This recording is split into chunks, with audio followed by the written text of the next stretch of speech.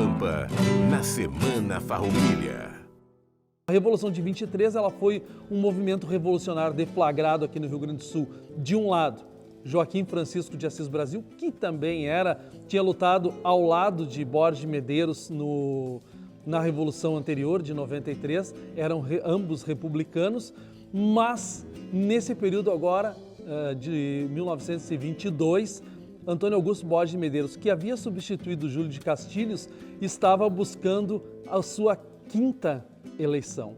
Júlio de Castilhos, como todo mundo sabe, governou com mão de ferro o Rio Grande do Sul e, quando sai do poder, coloca o seu afilhado político, que era Antônio Augusto Borges de Medeiros. Esse que ocupa o Estado entre os anos de 1898 até 1908, tinha uma lei que não permitia mais uma reeleição, então ele coloca como seu substituto o Carlos Barbosa. Ele constrói o Palácio Piratini, constrói hoje que a gente conhece na Praça da Matriz, o monumento a Júlio de Castilhos, é construído nesse período mesmo do Carlos Barbosa, que o período republicano, sem dúvida nenhuma, a gente não pode pesar o que é certo, o que é errado, o que foi bom, o que foi ruim.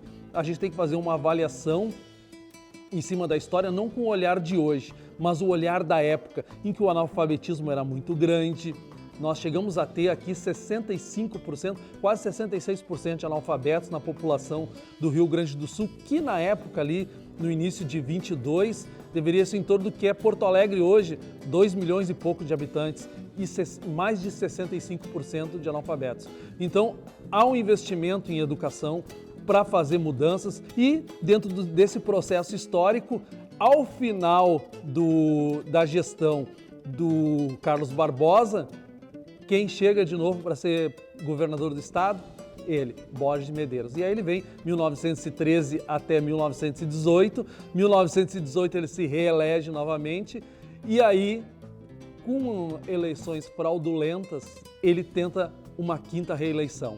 E aí é o estupim. No ano de 1922, durante as eleições no Rio Grande do Sul, apesar da baixa população, o voto era impresso. Só que quem estava no governo tinha alguma vantagem sobre isso. E mesmo com o voto impresso, o voto contado, essas coisas aconteciam. No ano de 1922, e nós completamos 100 anos no ano passado, muitas associações rurais completaram seu centenário também.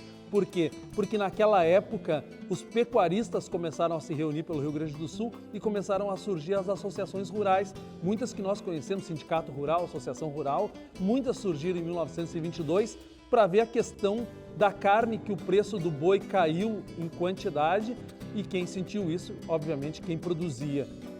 E Assis Brasil era um líder de oposição e era um pecuarista também, e ele acaba anunciando a sua candidatura ao governo do estado.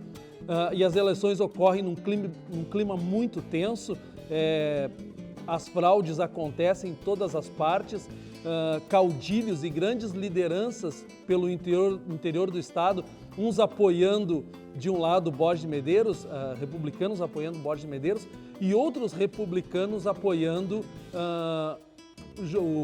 o Assis Brasil, que na verdade ele criou um sistema democrático dentro do Partido Republicano, que não era muito democrático naquela época, né? A partir de Júlio de Castilhos o governo era regido à mão de ferro e Borges de Medeiros manteve o sistema do seu padrinho político.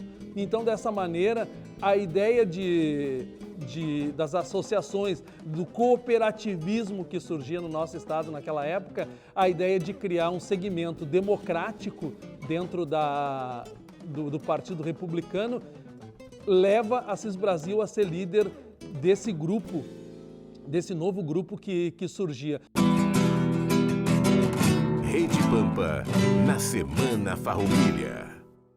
Oferecimento Melita, café fresquinho para sentir mais a vida.